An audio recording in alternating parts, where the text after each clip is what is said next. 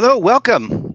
This is helping families and individuals making helpful changes, and sometimes called a taste of MI for those of you who may not be familiar with motivational interviewing. I'm George Brenner, and I'm a licensed clinical social worker, marriage and family therapist, and clinical addictions counselor. And as co-owner of Continuing the Care, one of the things that I primarily do is facilitate learning of motivational interviewing. Taquasha, you want to introduce yourself? Sure, George. Thank you. My name is DeQuasha Mans. I'm a licensed social worker. I'm the director of Family Solutions here at Edna Martin Christian Center, where we serve families in the Martindale Brightwood community. And so the goal of this session is really just to kind of introduce you to the concepts of MI, and then Taquasha really going to talk to you about their implementation of trying to change the culture and how we work with individuals and individuals within the context of their families, applying some of the principles of motivational interviewing. So you'll advance the next slide.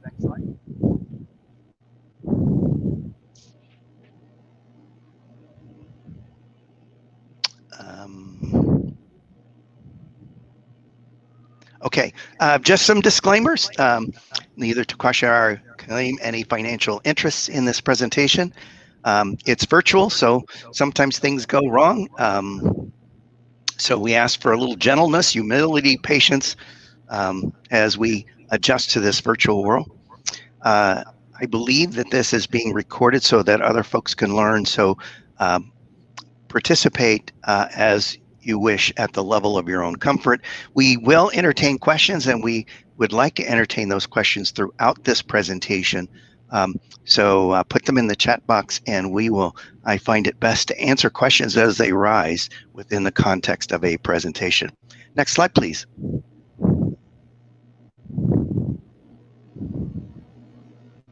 So this is actually a saxophone demonstration for those of you who are musicians. We're going to kind of have you play a few notes of motivational interviewing. So I'm going to try and do some things experiential so you can experience MI. And if you like it, you might take some lessons and hopefully maybe someday be an MI saxophonist. Again, participation is welcome. We want to demonstrate with Taquasha and I how to not only learn a little bit about MI, but how to integrate it with your other skills and within your program. Next slide, please.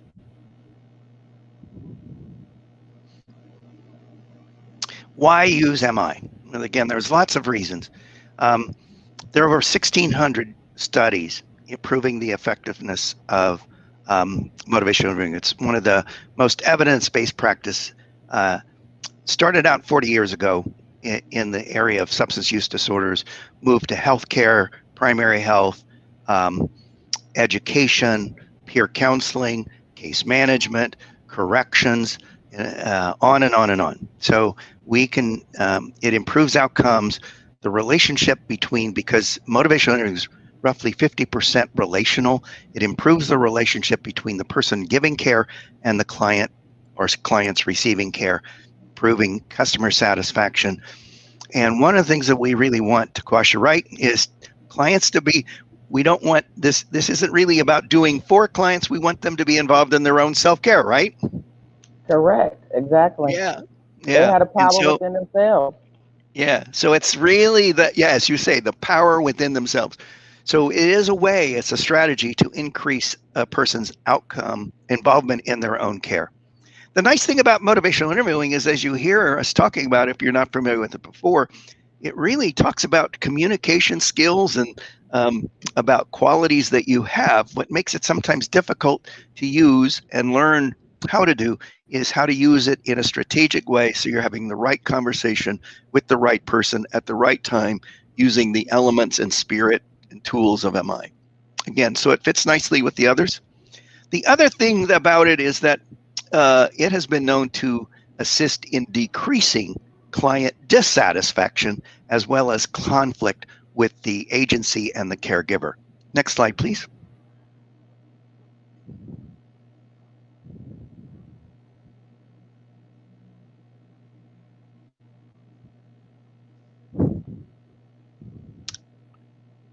Next slide. Okay. So I'm guessing all of you wear many hats.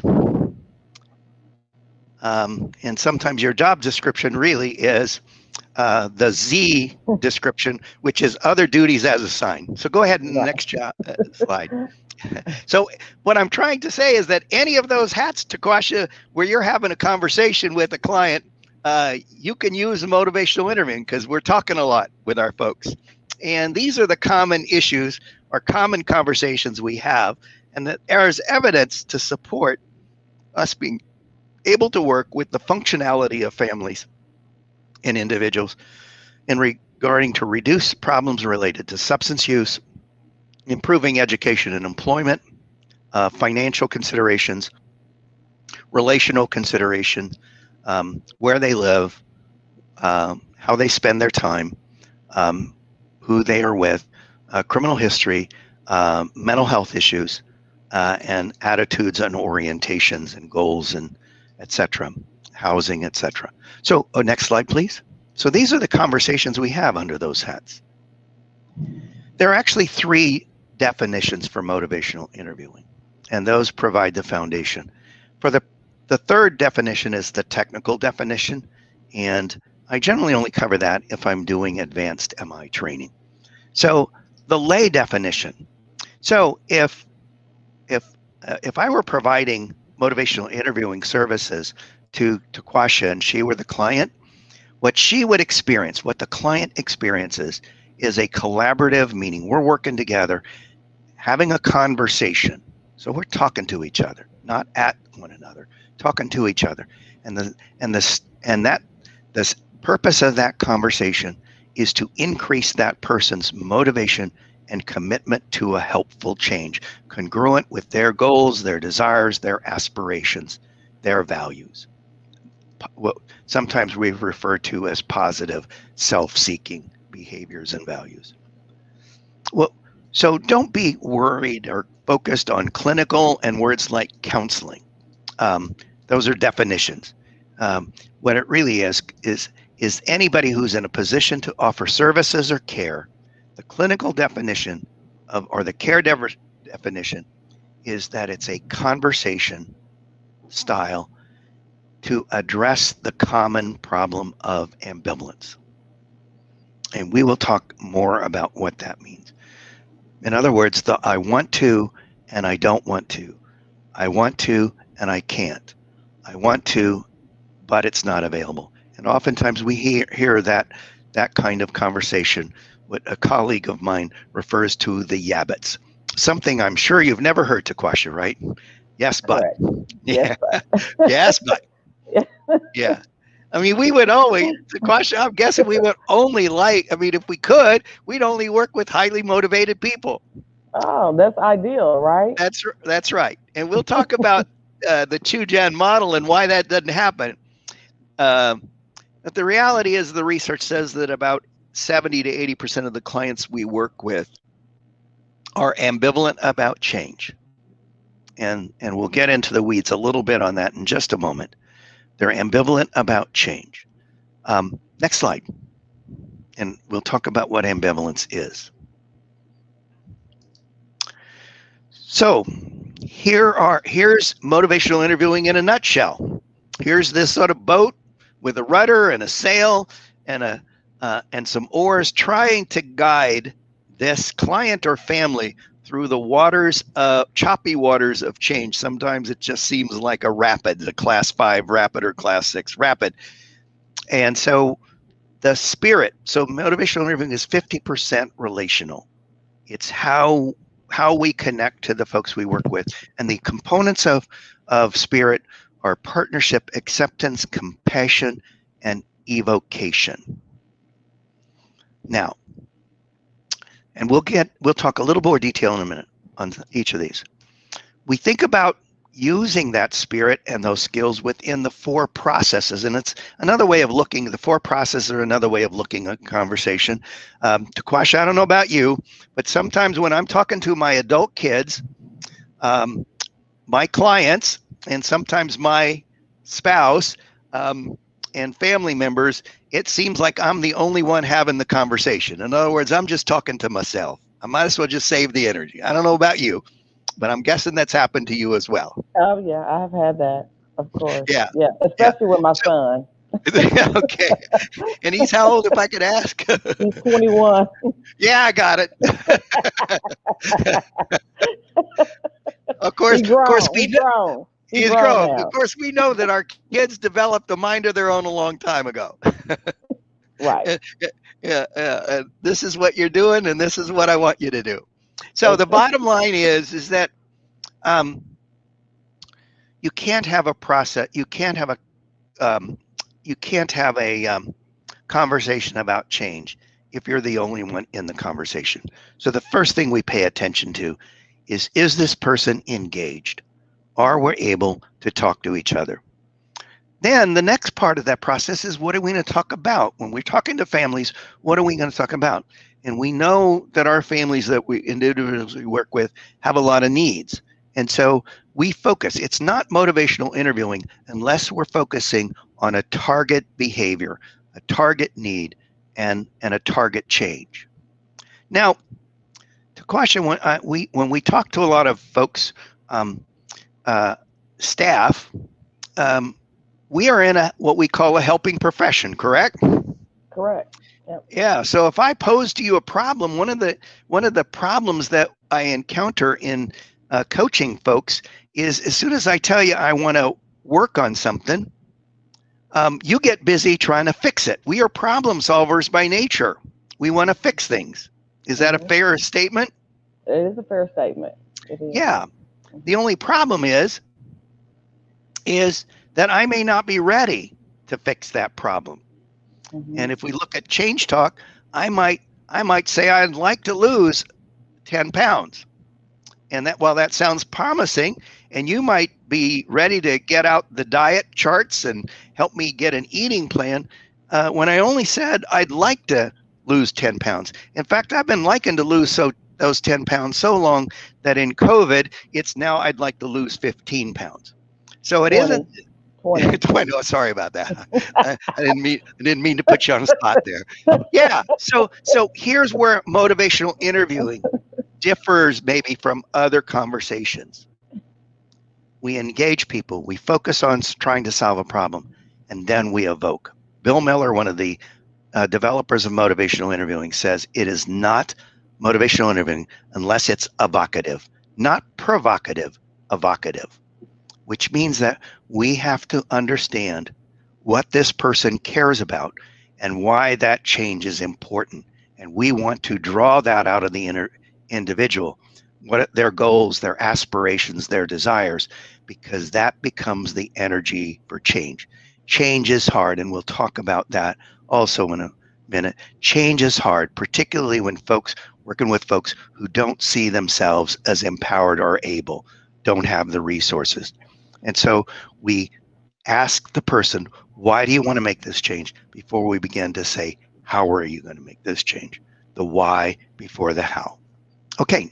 Uh, oh, the 5 micro skills we use: open end questions, affirmations, reflections, summaries. And what is frequently considered the 5th skill: advice, education, or information, only with the client's permission. Only advice, only with permission. And then we're helping people move from the choppy waters of what we think about as preparatory change talk. And Taquash is going to talk about that towards the end of this session, in terms of how she looks at generating conversations about desirability, reason, and need, and seeing if we can, those are kind of like the flowers. And what we try to do is put them together as a bouquet and then ask for commitment. And again, Hmm. Taquash is going to talk to you a little bit more about kind of how she views that flow within Edna Martner Community Center. Next slide, please. Now, I don't know about you, it's about snack time in the afternoon.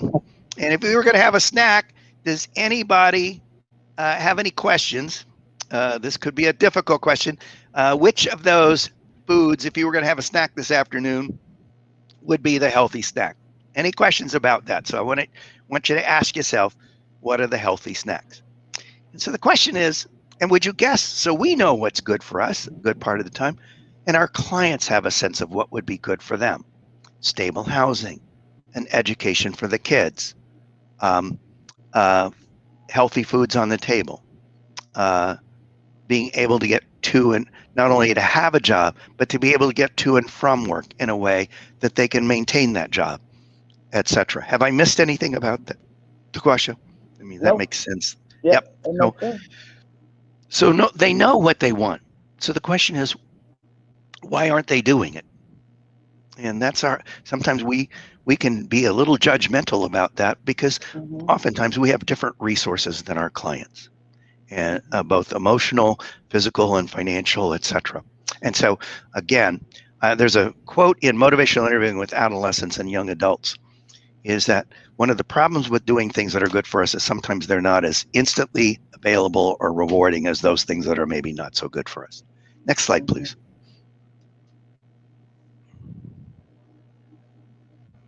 I'm going to just kind of highlight a couple of things. 1,600 studies over a wide range of behaviors from physical health to behavioral health, etc.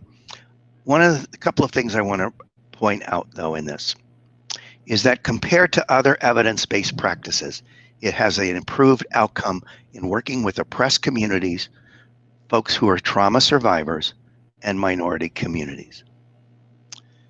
It also, since a lot of the tools that we or skills we have are useful for folks who are motivated, it has a improved outcomes in comparison to some of the other evidence-based practices when working with people who are ambivalent. And third, I want to point out to you, it has a dose effect.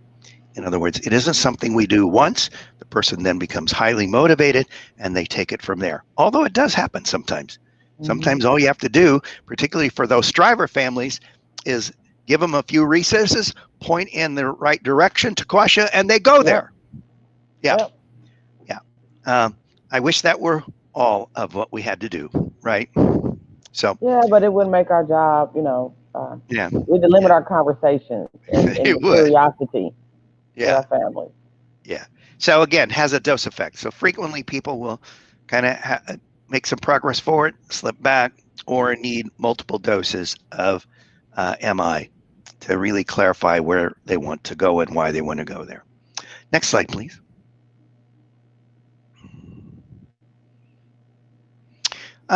These are just some kind of, as Taquashi and I prepared for this presentation, we kind of looked at what are our challenges. A lot of our clients have mental health issues, substance use disorders, or a combination of those two. Um, and those are difficult to deal with. And again, some of those are genetic. And so they are long standing from one generation to the next. And so sometimes it has a significant impact on the family.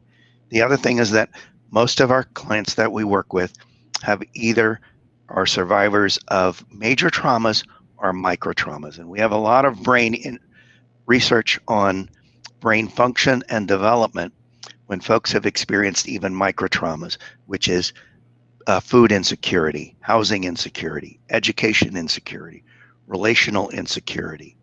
Um, I think I said education security. And so below those micro traumas are major traumas, such as domestic violence, sexual assault, sexual abuse, um, trauma associated with injuries and accidents, um, and being survivors of a crime, etc. That most of our clients experience and families experience trauma, which has a significant impact on their ambivalence. Next slide, please. My guess is a lot of you who might be in on this session um, have had trauma-informed care. And what this slide does, and I'm not going to spend a lot of time with it, on one column you see what's trauma-informed care and trauma-informed services. And while not an exhausting list, on the other column, I point out some of the elements of spirit and skills um, and techniques that we use and things that we avoid um, that align with those trauma-informed care and spirit services. In other words, if you're providing motivational interviewing, you are providing trauma-informed care. Next slide, please. So here are some older views. of why people don't change. Um, we might have said that they were in denial. They lack insight. They don't want to accept the truth about their situation. They lack information. They lack information or skills to how to do it. Sometimes we see them as resistant or oppositional. Sometimes we're really pejorative and say, or negative and say, they're just lazy and they don't seem to care. And so um, uh, sometimes what we do in our pressure to fix things is we say, gee, they just need to see how important it is and know how to do it. And so we try to persuade them and direct them and educate them. Now, that's not to say that education and offering resources that they may not be aware of isn't important. Oftentimes, that is not the underlying problem. Next slide, please. Motivational interviewing offers another way of looking at why people don't change or why it is very difficult for them to change. Next slide, please. It's about ambivalence. And so Taquasha and I are going to put our hands out just like this guy here. And if you're out there, I would like you to do the same thing. And our client, how often do we hear our clients say some version of this is, I want to, what's the middle word, Taquasha? But I'm not sure I want to, or I can't, or that's just not possible. So the first thing we do is to replace the buts with and, because that's not judgmental. It just says, I want to, and I don't want to. I want to, and I can't. And sometimes what this really points out to us, if we're respectful of the client, and we'll talk about the spirit in a minute, is that our clients don't have the resources, maybe emotional or physical or financial, etc. And so it is a struggle. And so the first thing, we know that if anything COVID did is point out the disparities that are already existing in the resources and systems and what's available to our clients, both not only just in terms of healthcare, housing, education, access to bandwidth to do school from home, etc. So I am not minimizing what people say when they say but. What I'm saying is that if we want to help clients see a choice, we start substituting the word and. And then we also try and flip it. While it might be hard to help your child get an education, while it may be hard to get a job if you're a felon, at the same time, you see the importance of getting a job and see the reason to put extra effort. You'll notice what I just did is what we frequently refer to as a double-sided reflection. What I did is replace the but with and, put the negative side or the less helpful thought first, ending up on the positive, trying to get people moving in the direction of change. Would you like to say anything more about that, Taquasha, before we move on with ambivalence? No. Okay, thanks. Next slide, please.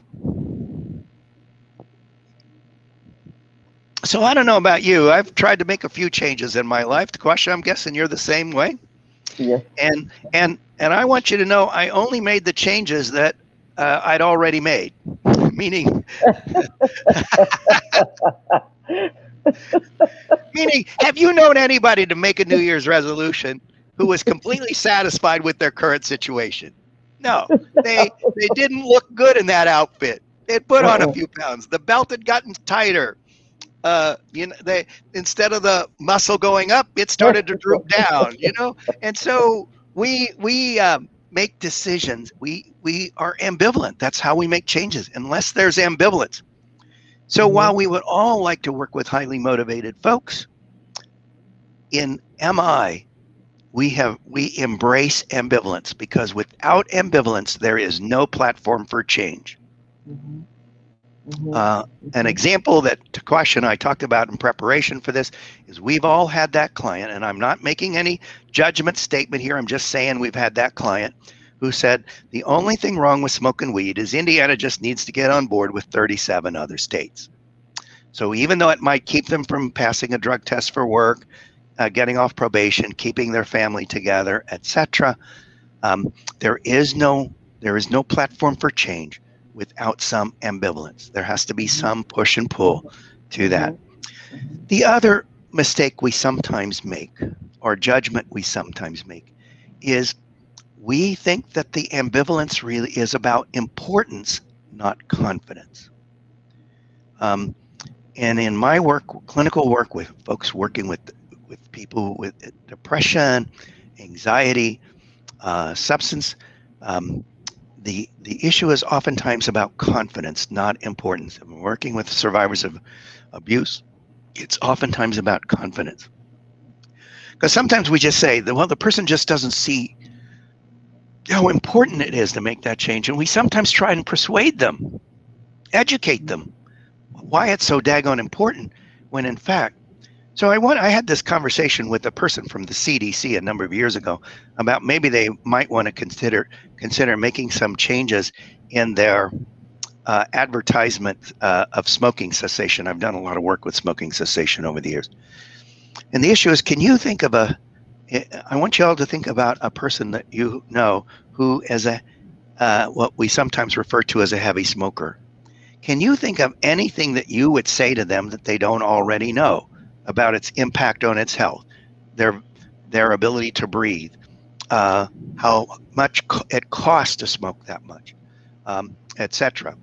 The problem isn't about importance. It's about confidence. If you asked them to have a conversation about how many times they've tried to quit, you would find that they've tried to quit countless times. And they feel so defeated, they might even say something like, well, we all got to die from something anyway. So in MI, when we think about ambivalence, we think about importance and confidence, and how those might vary from one person to the next. Because the answer to that question, is it importance or confidence, really guides what skills we use and what conversation we might want to have with our clients.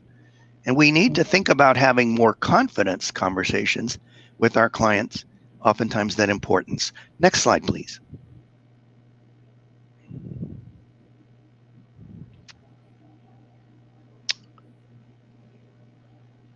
Now, Taquasha and I talked about the 2-gen model. Again, and I want you to think about what I just said about importance and confidence, and also how it might even change. I'm thinking with striver families, importance and confidence might be quite high on both counts. And again, that might be the family, Taquasha, that all you have to do is give them a little encouragement, have a little conversation about importance, why it's important to them, give them some resources, and point them in the direction, and they will go. Is that a safe thing to say? That's a very safe thing to say. With high-risk families, and we know the fluidity between high risk is that it very quickly, a high-risk family can become a severely distressed family. And with severely distressed family, you might actually, with severely distressed families, see importance and confidence both be low. Not because the importance dropped for housing or education, is that their confidence is so low, they stop wishing for it. They stop reaching for it. But not completely, or else they wouldn't be in front of you, Taquasha. That's right. They're there. That is right. They're there. So there are some strengths in even showing up, even if it's showing up for something that you have no. So, and it's funny that you say that, George. Sorry to interrupt you, but it's funny no, please. Because that's what I tell, my team, they showed up. They showed up. That's right.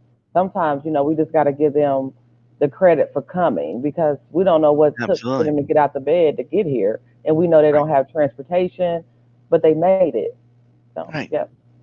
Right. I used to talk to my counselors when I used to supervise a alcohol and drug treatment facility. It's like, man, don't turn people away for showing up late. Some of those folks spent an hour and a half on a bus cross town Indianapolis to get there. And they were relying on people outside themselves. They made the effort to show up. Next slide, please. And there's a tool we'll talk about in the next slide. I would encourage you, and a lot of agencies actually do this as part of their intaking process or registration process, is part of the conversation when we talk about what are some of the things that we can help you with. And then immediately or pretty quickly do what's called importance and confidence rulers. And so it would be a little like if I were Taquasha were in front of me, or if I were in front of Taquasha, she'd say, on a 0 to 10 scale, how important is it for you to find employment, get the GED, etc. And then why is it that number and not a lower number? And I'm evoking change talk. I'm getting them to think about all the things that go into change. Because sometimes what we do is if the person gives a 5, we impose our judgment and say, well, why isn't it a 10? That's pretty daggone important. That's seeing their lives through our lens. And so the third question really is, what would have to happen for it to go from a 5 to a 7? In healthcare, we sometimes say you're 50% there, and you might watch a person's face light up because they see themselves as not on the path of change. And I that's a way of affirming that they are on a path of change. A lot of times what I'll do is follow that up with confidence rulers. On a 0 to 10 scale, how confident are you that you can make this change? And someone said, we want to stop acting like the client has coaches. Right, coaches' values. Yeah, the coach's values. Gotcha. I don't have my glasses on. Sorry about that. Yeah, absolutely. We can, and we'll talk a little bit about the concept of cultural humility here in a minute. And then I always follow it with confidence on a 0 to 10 scale. How confident are you? And then follow the formula. Because again, what that helps me understand is, do I have to have an importance conversation with this person, or do I need to do more affirmations? Talk about their strengths. That'll give them some confidence. And then the other thing is that when we get to the planning phase, we've worked with this client a while, we know why they want it, and we have importance and confidence. Sometimes in the planning, after we develop a plan with somebody, we'll do what's called a commitment scaling. On a 0 to 10 scale, how committed are you to taking this first step on our plan in the next week? See if we can get a commitment scale. Next slide, please.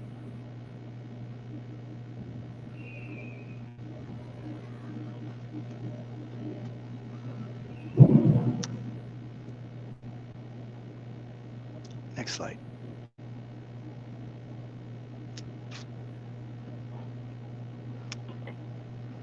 Okay. Okay, back one. Yeah, back one. Oh, don't worry about it. I'm going to do that. I know what's on there. I'll just do it real quickly without the slide. Okay. So what happens if a person gives you a taste or a hint that they want to make a change, and then you go immediately into problem solving without resolving that ambivalence? And we call that the writing reflex. So what happens when you feel like your significant other, spouse, your children, your parents tell you, or your friends tell you what to do, and you're not ready to do it, even if it's good advice? And that's called the writing reflex. We tend to be defensive. In fact, what we do is by pushing a person before we resolve the ambivalence, or directing that person before we resolve the ambivalence, it generates what we call counter change talk, and actually predicts the person not following through.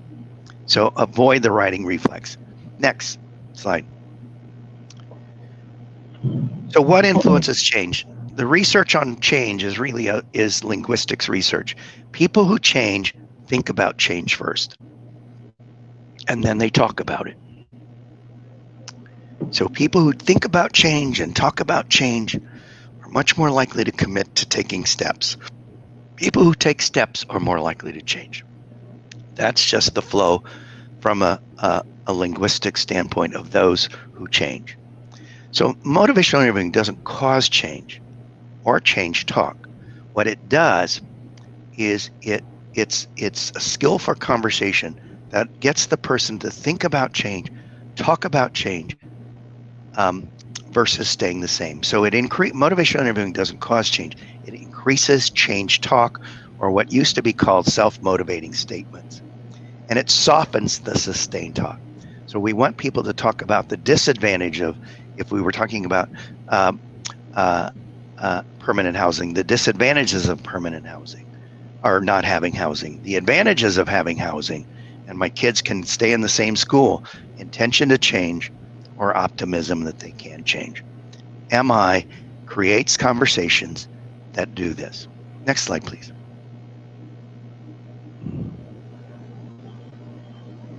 So, those of you who are in this session with us, what I want you to do is I want you to think about a change that you have made in your life, a concrete change you've made in your life, no matter how big or small.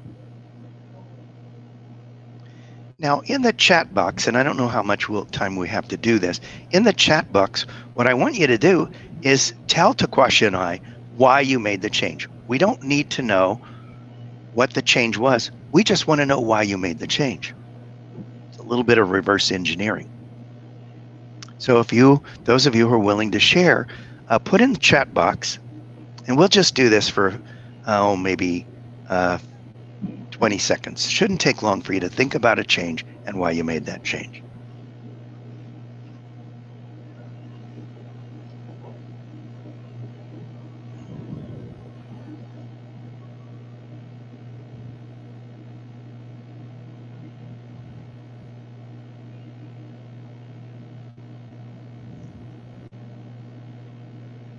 Okay, so I'm not seeing much in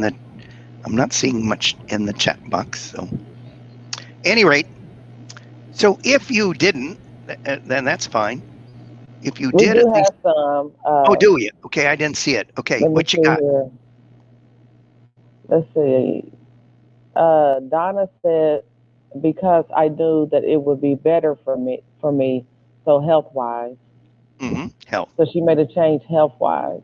Yeah. And then we got Stephanie said a better fit for me. Mm-hmm.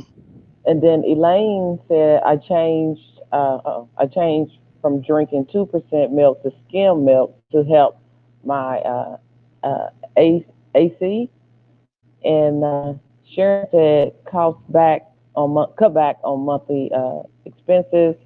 Uh-huh. Tanisha said I knew my life needed to be better financially and personally. Mm-hmm. Pamela said to be more prepared. Patsy said I had my devotion before I start my exercise because it seems as if my priorities are out of order. And it's Mm-hmm. Langa. Sorry if I said it wrong. She said to get out of the cycle of insanity. And Jorita said I changed my mindset and views to eliminate continual bad decisions. Okay, great. Thank you. You're Um, welcome. um, so, what you will notice in patterns of when we talk about why do you want to make this change, when we talk to our clients, you'll see most of the answers. If we ask our clients, why do you want to make this change? And that's the easiest question to ask to get some focus, is it will usually reflect the desire to reduce pain and suffering, whether it be physical or emotional, or even though the change hasn't happened yet, that it that you have a hope that things will get better and more congruent with what you care about and what you value. Next slide, please. So the easiest thing to learn in motivational interviewing is how to ask better questions, and then repeat it back when you get change talk. So the other thing is we want to listen to. A lot of times we hear preparatory change talk, and see and view the person as ready to make a change. We like acronyms in motivational interviewing, so we refer to darn cat statements. And I read Dr. Seuss to my kids, so that's my darn cat reminder. The Cat in the Hat. So, uh, so desire, ability, reason, and need are all good statements, and we want to get those. But I will tell you that if you only get one of those without more of them, in other words, more statements, they're not really that great of predictors to change, because we call those preparatory change talk. Using the example I said earlier, I'd like to lose 10 pounds. I know how to lose 10 pounds. I have a good reason to lose 10 pounds. I need to lose 10 pounds. And so why haven't I lost them yet? So again, while those are good platforms for change, what we want to do is kind of get enough change talk statements together and see if we can get a person to commit. And so at that point, after Taquasha got enough of those darn statements, she'd say, okay, George, what are you ready to do? Let me summarize Mhm. that for you and say Mhm. what you're ready to do in the Mhm. next week, and see if Mhm. we can get commitment to take the steps. Next slide, please. And part of the reason of thinking about that is that people only change when they're ready, willing, and able. It takes all three. It has to be a matter of priority. It has to be they have to see themselves as capable, and it has to be important to do it now, not a month from now, not a year from now. Next slide, please. So I'm going to give you a chance, for those of you who are not familiar with motivational interviewing, a little taste of MI. And so this is the third edition, came out in 2014. It's sort of the holy grail of MI, the first book I encourage you to read if you really sort of like what you're hearing today and don't know and haven't heard much about MI. Next slide. Now, here's an older way of doing things. Um, so I'm going to guess that a lot of you do what's called distracted driving. So I'm going to just kind of do this for just a second, or a few, maybe a minute. So if any of you out there text while driving, check your text while driving, phone while driving, drink non-alcoholic beverages while driving, eat while driving, put on your makeup while driving, get finished dressed for work while driving, although that happens less since so many of us are working from home. If you engage in any of those, and I'm not talking about reading what's the news online while driving. Of course, we've all seen that happen too. Um, how would it go in an older version if I told you you really need to stop doing that? That's just not safe for you, and somebody getting killed, and you could get in an accident, and it isn't just about you; it's about your family, and it could be that other driver, and I could go on and on to Quasha. And my guess Mhm. is, at the end of the day, it won't change anything. So trying to that's the writing reflex, isn't it? So it's like, Exactly. I'm trying to tell you what to do. And even though you know it's all good advice and every bit of it's true, and occasionally it works. I mean, sometimes it works when if you try and persuade somebody, but by and large, the research that doesn't support telling people what to do before they're ready, uh, or they're ready to make that change in their own mind. So we're going to do a taste of MI. So I want everybody out there who's on this in this session to think about something about themselves they want to change, need to change, should change, been thinking about change and they haven't changed it yet. In other words, something you're ambivalent about changing. Could be the New Year's resolution you still haven't gotten around to, or you gave up on already. So, next slide, please. Now, since we can't do this, since this is virtual, if we were in person, we'd do this exercise a little bit. What I want you to do is I'm going to ask you a series of questions, and I want you to think about the answers, and you're welcome to write them down if you wish. What are you thinking about changing? Why do you want to make that change?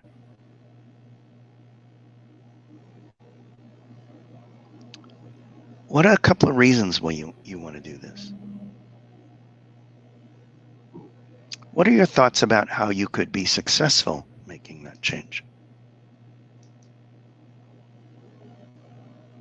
On a 0 to 10 scale, 10 being most important, how important is it for you to make that change? And why is it not a 0?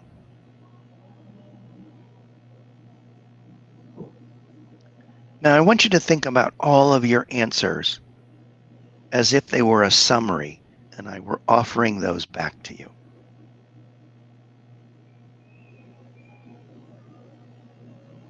So, what step do you think you might take in the next day or the next week?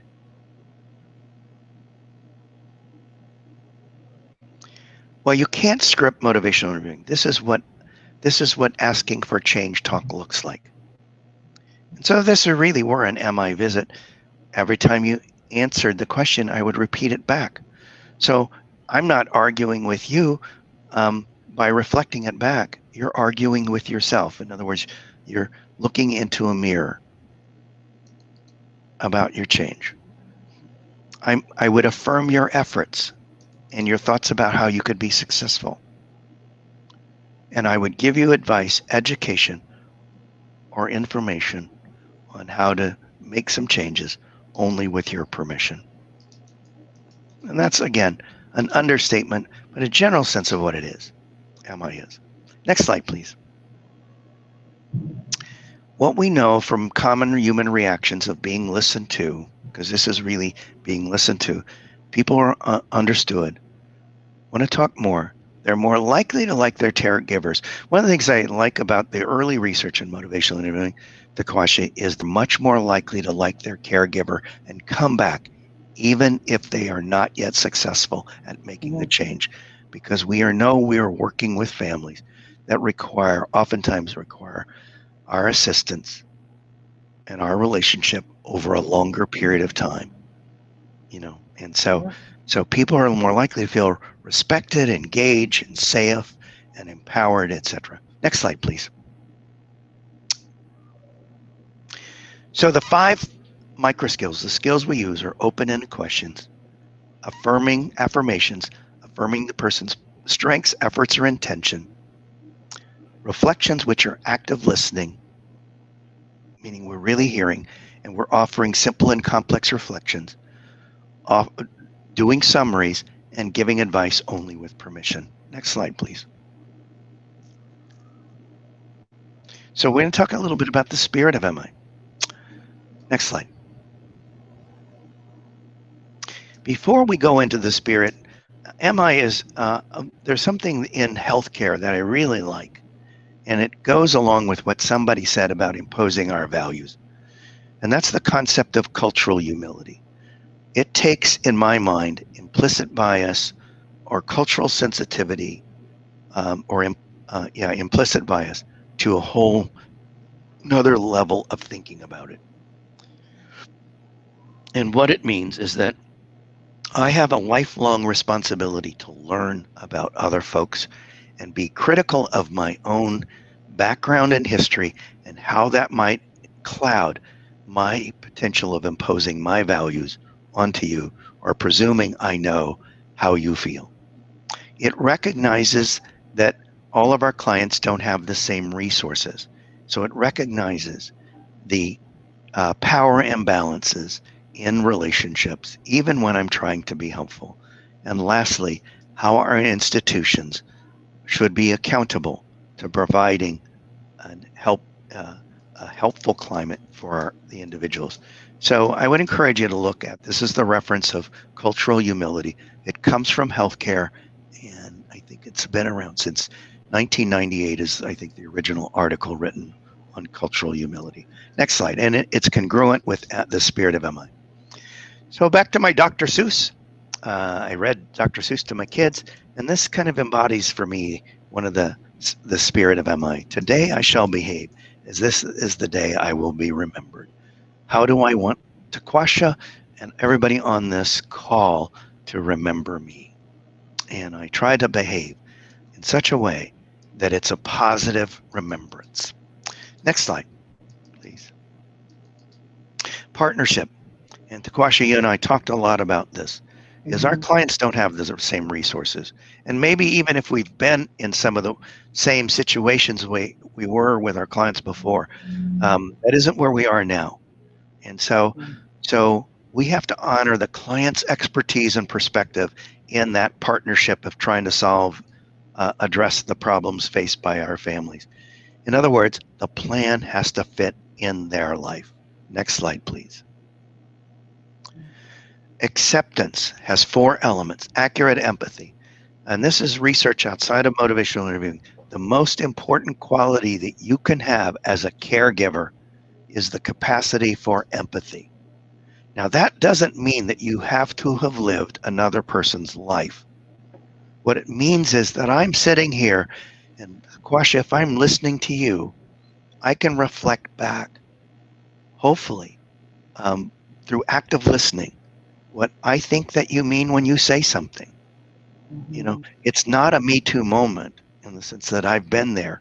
I know how you feel. It isn't that. It's taking a good guess. And the beauty of how the spirit elements go together is that if I guess wrong to Quasha, because I'm not an African American, I am not a woman, and so I can't even consider the fact that I've walked in your shoes. But I can take a guess at what the story you're telling me about the shoes that you're walking in. And if I guess wrong, and that's the beauty of the spirit of collaboration or partnership, is that if I guess wrong, you'll just tell me I'm wrong. And I'll know even more about you. I'll have a better Mhm. sense of who you are. Mhm. Absolute worth to value the potential of every human being. Autonomy. This is one of the most freeing elements of the spirit. Is our clients are fully capable of rejecting our help, aren't they, Taquasha? Yes.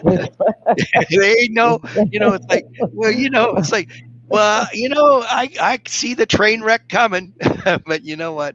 Our clients, all our job really is to provide the best services we know how, That's what and be there. Even when and the be there. train wreck comes, and Yeah, be there. yeah, Be and there. help Be them be able present. to learn from that experience, right? So Right. the issue is autonomy, the, the client's irrevocable right to self-determination choice. At the same time, it isn't willy-nilly autonomy. It really is a sense of that person might have opposing values, kind of like my example earlier. The person may, I have to accept the irrevocable right to self determination and choice that if they view nothing wrong, that Mhm. marijuana is not interfering in their life, then and they plan on continuing to use, no matter what the law says, and our desire to give them a geography lesson or with anything like that. Um, the idea here is that that's their right. At the same time, it's our job to kind of say, hey, that right sort of maybe comes up against another thing is that you want to get a good paying job. And this particular company requires drug tests in order to get that job. And so we're kind of having this conversation. So what do you think you might do? And that Mhm. so it's not willy-nilly autonomy. Affirmation. We are constantly thinking about what are the strengths of this person. So it's not affirmations are not compliments. They're getting to know you enough about you to acknowledge their strengths, their efforts, their intentions. Next slide, please. Compassion, that we promote the client's welfare, giving priority to their needs. Now, sometimes that comes in conflicts with our agency's desires and needs, or the referral sources agency's desires and needs. To best we can, our job is to pay attention and act with beneficence to promote their welfare. Now, at the same time, MI is not intended to be manipulative. And there's a concept, an ethical concept called equipoise, because sometimes our clients need something or want something that's really none of our business. And so we Mhm. just help them with a thing called decisional balance, which is kind of weighing the options about what's the best choice for them. We're still using the skills of MI, but we are not putting our thumb on the scale in any way, shape, or form. Nor would we anyway. Next slide, please. And last, motivation, as Bill Miller says, motivational interviewing is not intended to be provocative. It's not MI unless it's evocative. In other words, what we are trying to evoke is the person's own intrinsic values, their positive self-seeking, their perceptions of what is a more meaningful life for them, their goals and their values. Because within those goals and their values provides the motivation for change. Next slide, please. So we're going to do a quick exercise with this. So this is actually a small sampling of what's called the values card sort. And some people use values card sorts as a way of developing a plan. So we're just going to do this as a way of looking at the spirit, evocative nature of spirit. And so what I want you to do is don't worry about the definition. Just look on that list very quickly, and because I want to be respectful of giving Taquasha time as well to talk about the implementation of these concepts at Edna Martin. So look at those, and I want you to just focus on the first word and what that word means to you, and which of those one of those that is a very important value to you.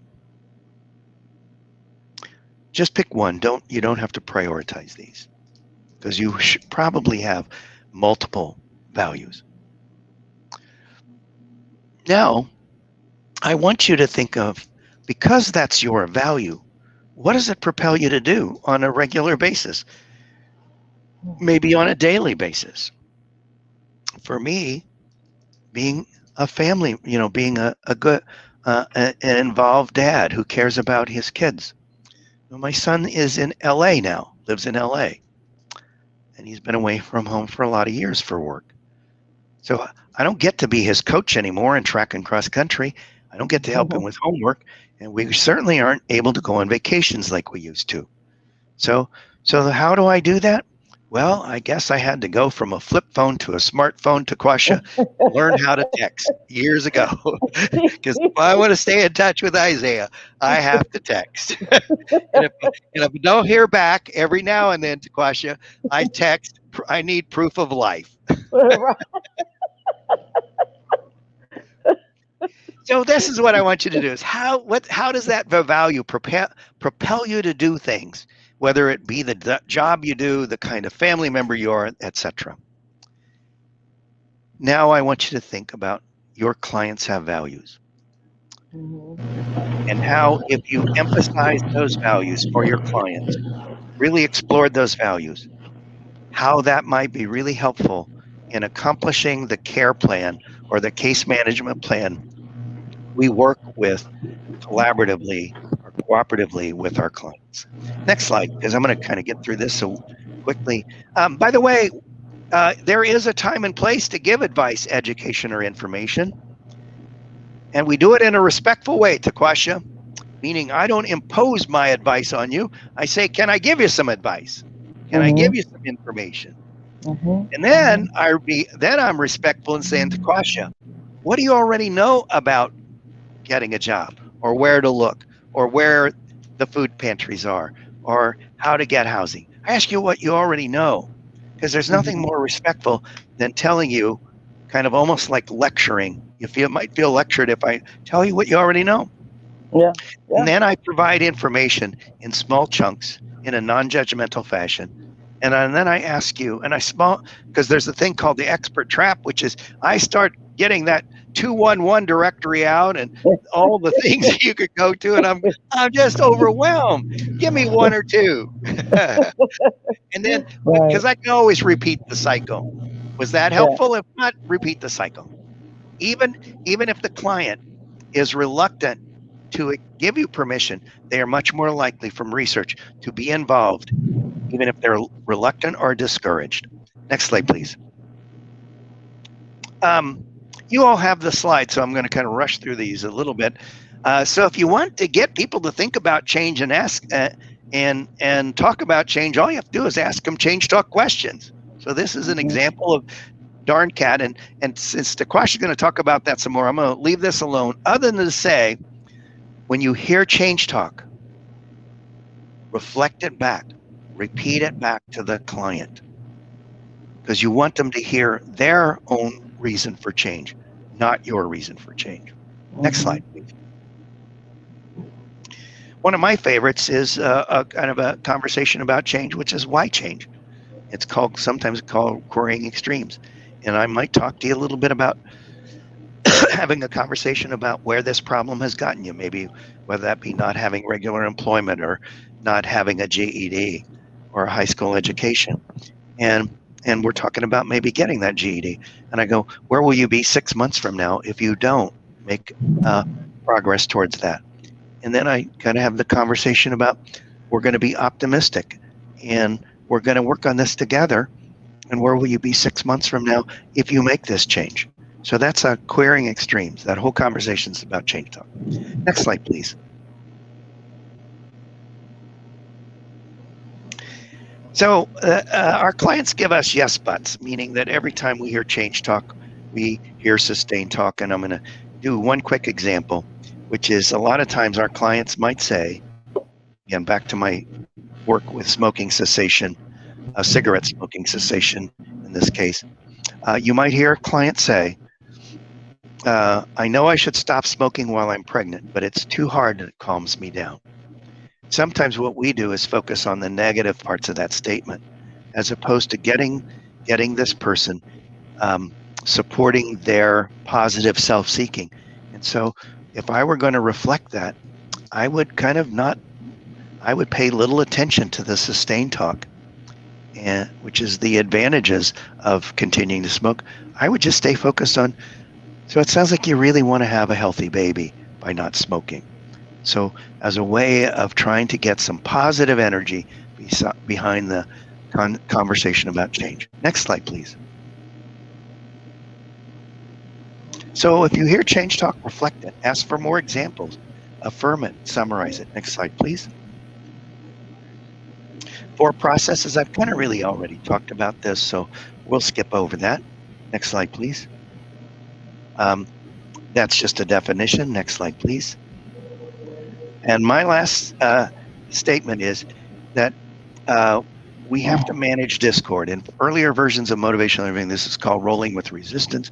What the research tells us is we are fully capable of messing up a conversation just like our clients are.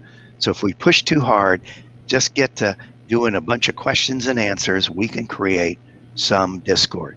So think about conversations like traffic lights. Also, our clients sometimes create discord in the sense that they're frustrated, and when we are not helpful out of their desperation, they ask for immediate solutions and maybe blame us. So an advanced skill in MI is learning how to manage conflict generated in that relationship. So this is not about the sustained talk or the behavior. This is about the relationship between the two of you. Now we know how to manage it. We manage it the same way, which is essentially with compassion, wonder where that frustration or anger or blame comes from, and just reflect it back. Or sometimes we just let them vent, because our clients live difficult situations. Now, next slide, please. And Quasha, I'm sorry if I didn't leave enough time for you. That's okay. That's all right, George. Good afternoon, everybody. Once again, my name is Taquasha Mans, and I am the Director of Family Solutions at Edna Martin Christian Center. And my role at Edna Martin Christian Center is to oversee the case coaches that provide 3-in-1 case coaching services to our families in the Martindale Brightwood community. And what I'm going to show you guys today is just what it looks like, implementing MI in our case coaching sessions. Now, I want to say, this has not taken place yet. So I'm hoping that at some point, we can start this implementation as the case coaches go through their final motivational interview and training tomorrow. So the Edna Martin Christian Center works with families that are enrolled in various families, but our case coaches work with families that are enrolled into the Martindale Brightwood Education Zone. So we get them through educational pathways. So we connect with schools, child care centers. So education is our focal point of reaching some of these families. So when we look at initial assessment, it means what we're doing, we're listening for a change talk. So this is just a conversation. This is just you building that rapport and having that community, starting that relationship with your participant. And we are, like I said, we have to be detectives so we can detect the change talk. And at the end of that initial assessment, we would do that summary. So I broke down the DARNIC acronym for desire. So I kind of use something that we would typically have when we were doing our initial. We may have someone who want to come in and get their high school diploma. So that's a desire. That is their desire to get their high school diploma. Their ability. I know it will land me a better job. So they know that if they get this job, they will be able to get a better job. And the reason is that I have to get a better paying job so I don't lose housing. So from there we also found another desire, or their reason is that They want a better job so they can make more money so they can get a better housing. And the need is, they know they need to save money. So the whole thing that from the high school diploma alone, they know that all this would take place. And this is from the client's perspective. Uh, and if I save money, I can get better housing. And when my lease is up, I can move in 6 months. So, and I want to raise my children in a better community. So, from there, we got so many things that we could just say, oh, them are goals, but we don't tell them that they're goals, right? We let them tell us that's what they want to work on. But from that's their need. Then we talk about they talk about their commitment. I promised myself and my children that I would find better housing. So from there, it's so many things that I have detected. I detected that they do have a strong desire to get their high school diploma, but I also see a lot of different things that they want a better job. They want be able to save money. Clearly they love their children because they promised their kids that they would find better housing. So this is so much that I detected just from that conversation, just from the initial assessment. We did not set a goal. We didn't work, do a lot of documents. We just had a conversation. And then, my summary back to that participant would be like, wow, I see that you're very excited about getting your high school diploma, and I see some of the reasons why this is very important to you. And I see that, you are committed to your children. And from there, we can formulate goals. So the next slide will talk more about it's the goal formulation from using the Darnick. Uh, so what we do, we have our follow-up session. So I know I got my coaches on this session. They probably like, now, Taquasha, it's not like in every time we meet with them, they come in, we got to make sure we get paperwork down, blah, blah, blah. I get it, right? But at some point, we do have to, like, sometimes we may have to slide the paperwork to the side and have this conversation with our participants. So from the detection of the goal setting, of the initial assessment, then we have our goal setting. So this is another acronym. It's what we call CAT, what MI calls CAT, and it's a commitment. So C stands for commitment, the intention, the decision, the readiness. So what do you intend to do? So if they say they committed, that's the question I'm asking them. What do you intend to do? So what would that look like, for you? So once again, I'm asking them. I'm not telling them that if you go to this job readiness, you do this, and you go to this workshop, that it's going to all be magic and everything going to be beautiful for you.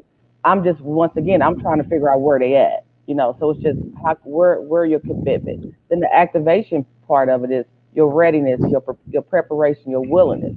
So this is where we come in. We start asking them, what are you ready and willing to do to achieve this goal? In what decisions are you ready to make to achieve this goal? So these are, once again, it's just a dialogue. We're having a conversation. This person is the expert of their life. I'm there because I'm delivering a service, and my service is case coaching.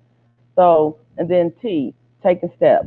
What steps could you take to achieve your goal? What are your options to achieve your goal? And what steps have you already taken to achieve your goal?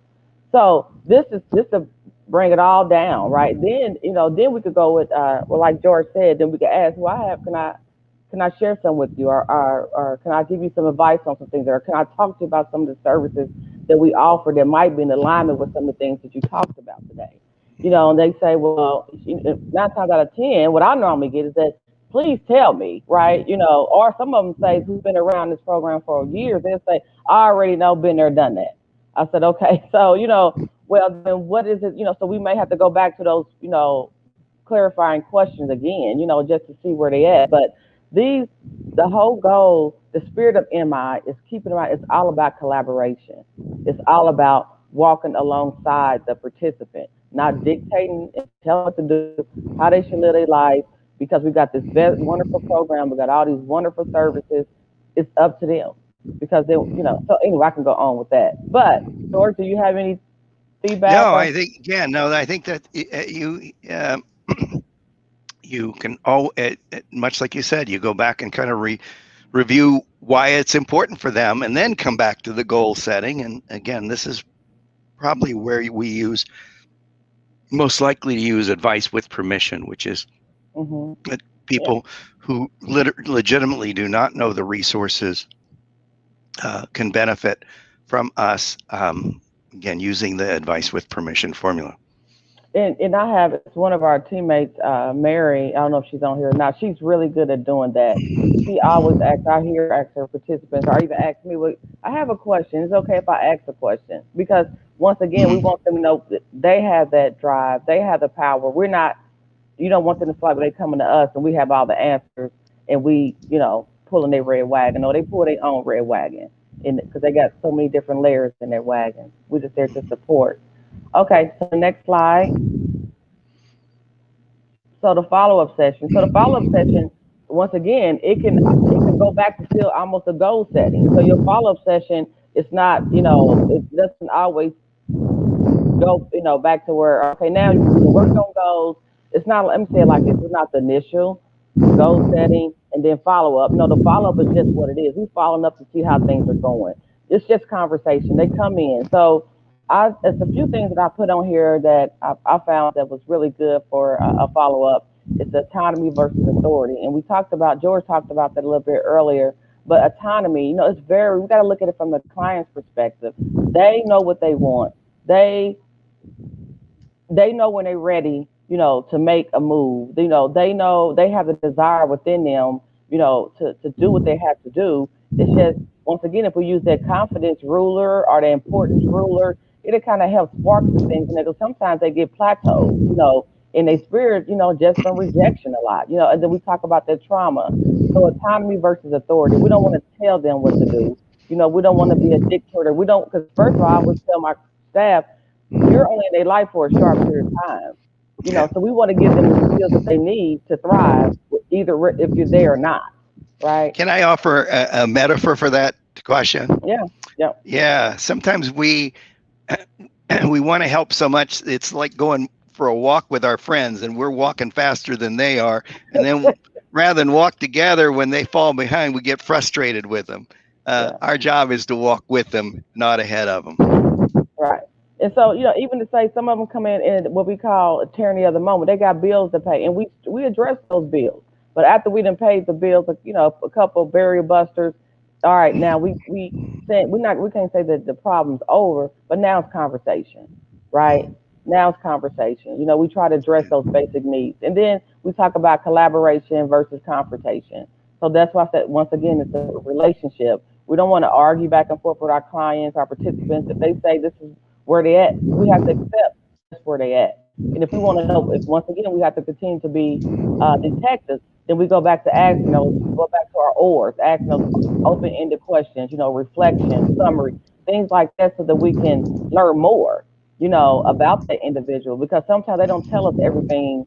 That first they trying to trust us, and then they don't want to tell us certain things that might hinder their health, So it's what we call sometimes outdated survival skills, but it works for them, and we have to respect where they at. So we don't want to say, well, then you didn't come, you didn't do this, so I don't know if I'm be able to help you right now. Or they can tell in our voice if we feel disappointed. And we don't want our participants to feel like they are disappointing us because we're not there for that.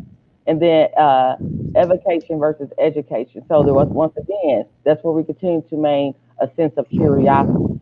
That's where we continue to look at the participant ideas of why they want to change. That's where we continue to actively speak and learn more about where the participants at in their life and what it is, let them tell us, you know, uh, what the change is going to look like for them. Hey, And then Takasha, I know. we ask for permission for education. So we ask them, can we do have these type of resources. Do you mind me sharing that with you? Is it okay? Do you want to learn about that? You give them permission because they tell you I don't really, that's not today. That's not why I'm here today. I don't really want to talk about that today, and that's okay too. Yeah.